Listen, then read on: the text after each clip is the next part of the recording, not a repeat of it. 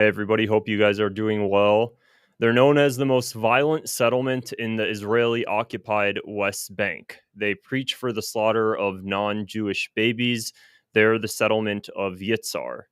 This was an article back written in Tabloid magazine on January 11th of 2016. Jewish ISIS rises in the West Bank. They reject modern political states and their institutions. They want to return to an imagined earlier era of religious order. They are extreme fundamentalists and violence. What separates the so-called Hilltop Youth of Yitzhar from young jihadis? Yitzhar is an Israeli settlement that I specifically have had personal um, encounters with, and also that personally affects my life.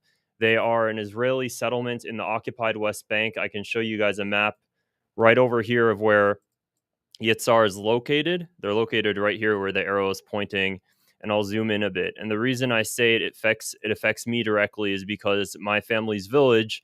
I'm Palestinian. My family's village in the West Bank, Bureen, is located right next to the most violent settlement. So here's Yitzhar right over here, and then literally right above it is my family's village in the West Bank, called Bureen. So my family specifically has been impacted by Yitzhar. My entire life. We've lost neighbors by Yitzhar. We've lost back in 2023. A 9-year-old boy from my family's village was murdered by Yitzhar settlers that dress up in IDF uniform, along with actual IDF soldiers.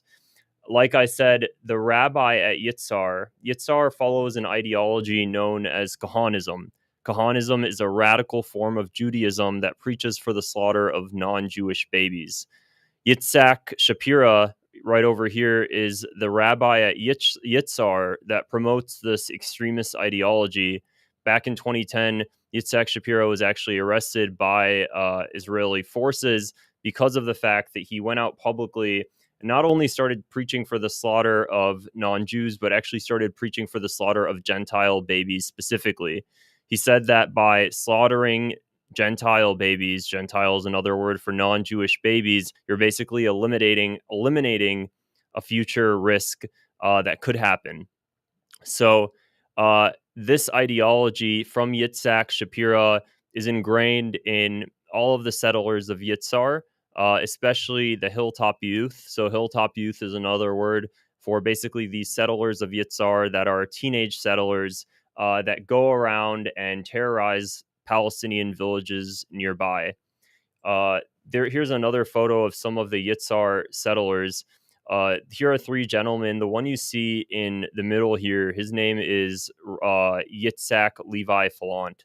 Yitzhak Levi Falant is one of the head of what they call security at Yitzhar, which is basically means terrorizing Palestinians. And actually, if you look at the sign that goes into leading to the entrance of Yitzhar, it says, "This road leads to Yitzhar. Entrance for Arabs is dangerous." Yitzhar is the settlement known for spearheading what is known as the price tag attack movement. And basically, Israeli settlers in the West Bank do what is known as price tag attacks, where they will terrorize Palestinians, burn their homes, burn their cars, kill their livestock, to basically teach them to submit, to make sure that they never consider attacking in the future. So back in 2023, I started posting a lot of videos of Yitzhar and what they were doing to my family. I have a previous video I'm going to show you guys because I couldn't find all the videos that were saved on my phone in time. So this is just one I posted on YouTube way earlier. Just you could take a listen here and see some of the footage if you'd like. Earlier today, my family's village in the West Bank was raided and set on fire by settlers of Yitzhar. My uncle sent me this video. These are the settlers right over here. They came down, they started setting cars on fire, houses on fire, crops on fire. That's my uncle in the background speaking.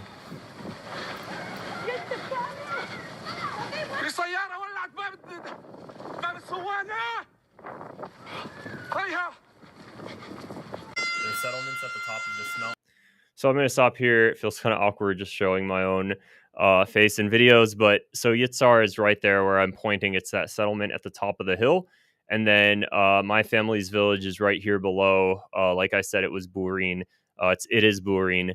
So what these settlers will do is these settlers will come down the hilltop whenever. Typically, they like to do it at night, especially. And when they come down the hilltop, they'll just start burning the village, especially burning the olive trees. Palestinians, their number one source of income in the Israeli occupied West Bank is olives. They harvest olives, making olive oil. So it's a huge primary source of income, and any Palestinian village is going to have tons of olive trees, and not just olive trees, but actually, olive groves where they're harvesting it. So what the settlers will do is they'll come down and they'll intentionally burn the olive trees. Keep in mind, olive trees are incredibly old. They're thousands of years old. So they're burning olive trees that goes back to biblical ages.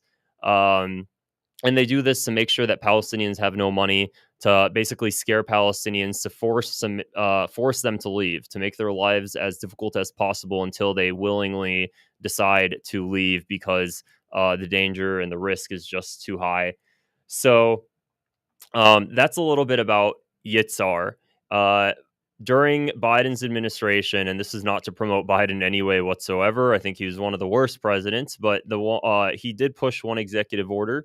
It was known as Executive Order 14115, and it sanctioned Israeli settlers in the occupied West Bank that commit violence against Palestinians. So I actually was working with a team of lawyers during Biden's administration, and we were sending sanction proposals to the State Department to sanction some of these settlers. So here's just, let me see here. Uh, so the United States back in August of 2024 actually ended up sanctioning a settler outpost. And the settler outpost that it actually sanctioned was Yitzhar. And the reason they did that is because I was working with a team of lawyers, and we were able to send a letter to the State Department, and the State Department actually did respond to my letter, and we were able to get them sanctioned. Specifically, the sanctions don't just target a settlement. Unfortunately, you have to target individuals. So we were able to target specific actors that were terrorizing my family. The main actor that we were able to actually get targeted was Yitzhak Levi Falant, which is this guy right here in the center with the red beard, with the ginger beard. So last year we were able to sanction him. Unfortunately, when President Trump took office, the first day of office, literally the first day, within I think it was actually 25 hours in, so I guess it would be the second day then. Donald Trump removed a lot of Biden's executive orders. Of course, you guys might remember that. One of the main ones that he removed, at least main for me since it affected my family, was Executive Order 14115. So once Trump took office, that executive order was removed, and the settlers are no longer sanctioned.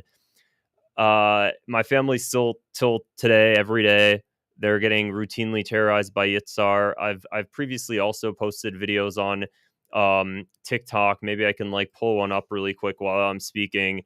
And if you go to any house in my family's village in the West Bank, what you'll see is that all of the Palestinian homes in the West Bank are barricaded, have like actual like military style doors, thick metal framing, huge locks. And they do this because the settlers routinely come at night to burn everything. And then you'll see against all Palestinian windows, they have basically metal fencing around all of the windows in my family's village, because of the fact that if they don't, then they end up just getting targeted and lit on fire. There was actually a house next to my family's, or in my family's village, next to them. It was against the mountain, the hilltop.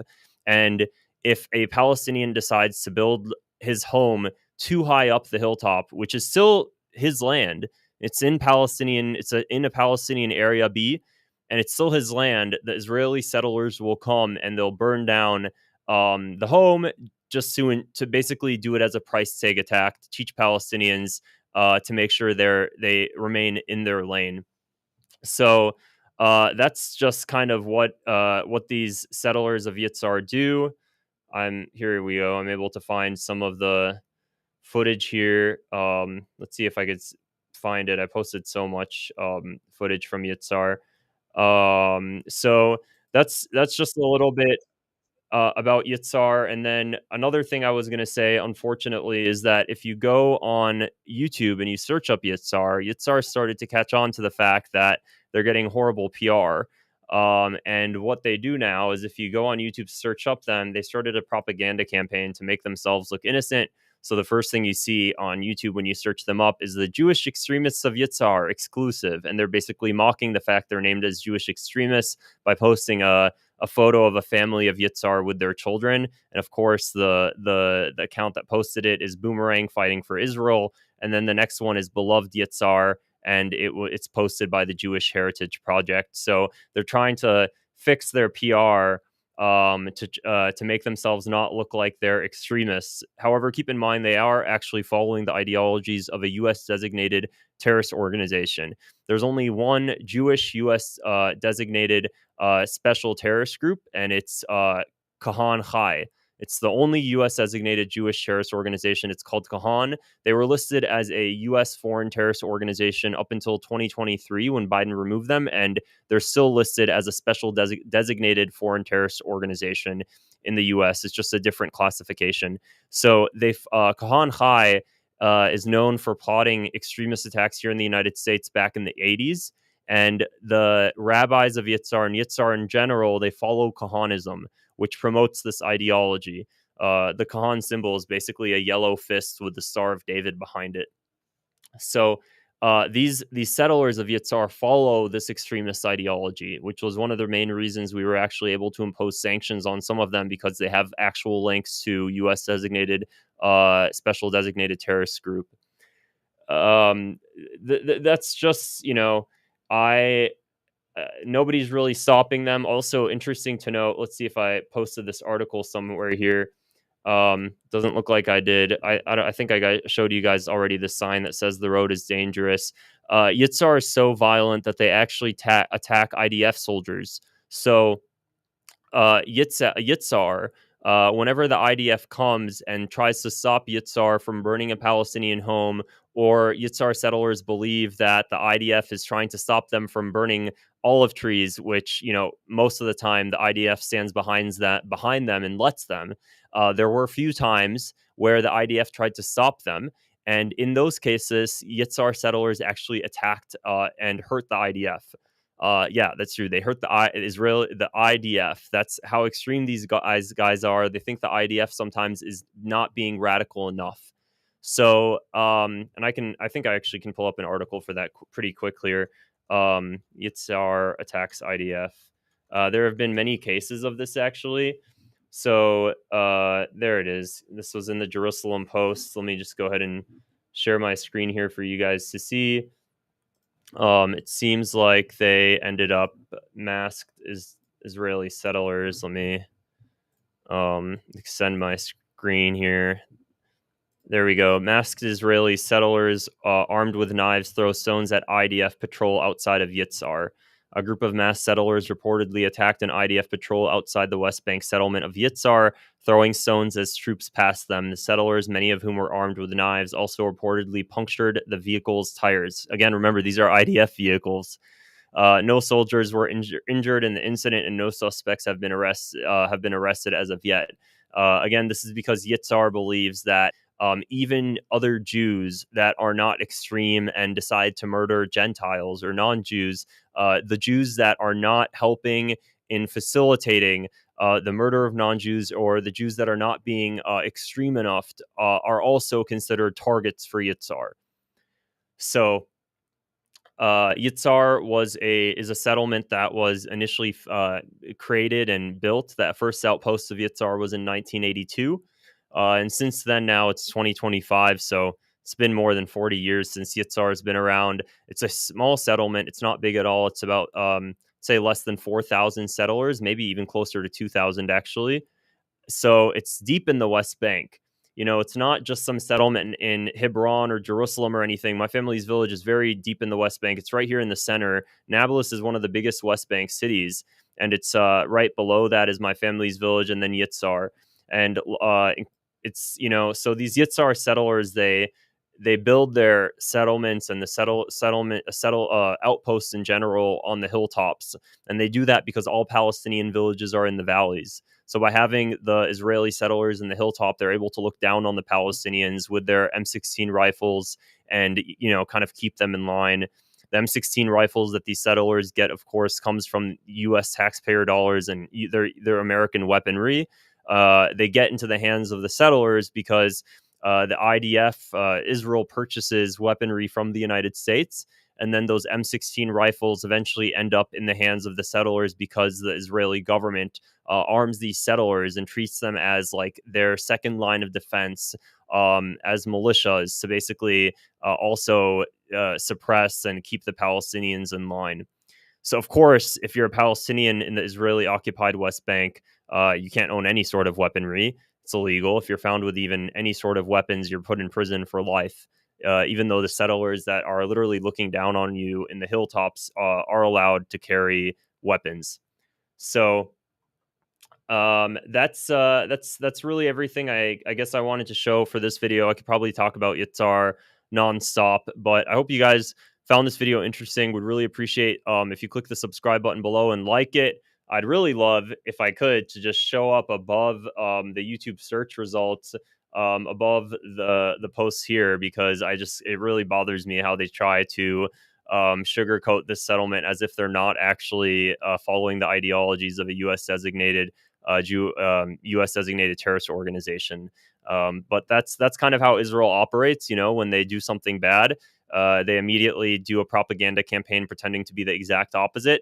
And they purposely put out these videos because they knew it was kind of hurting their PR. So let's just kind of go ahead and, they wanted to go ahead and try to fix that. So anyways, I will go ahead and see some of the comments here, guys. Thanks for all the love and support, guys. I really appreciate it. And yeah, I really appreciate it. Thanks so much, Winter Walsh. Really appreciate your support. Same Simply Simple, as well as Nature Nectar. You guys are awesome. So that'll be the end of this video. If you found it interesting, again, please would love some super gifts and chats. Help me to do this as a full-time job. So that would be awesome. Otherwise, just go ahead and give this video a thumbs up, and I will see you guys in the next video.